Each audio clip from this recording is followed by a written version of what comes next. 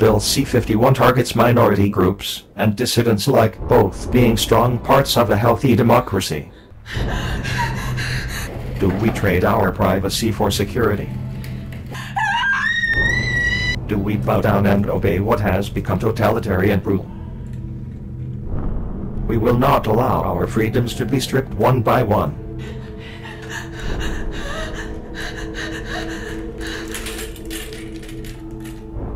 When will it be enough for you to stand up and say no?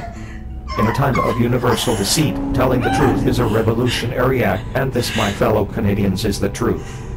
There is something very, very wrong in our country, and people are either too uninformed or too afraid to take a stand. When injustice becomes law, resistance becomes duty.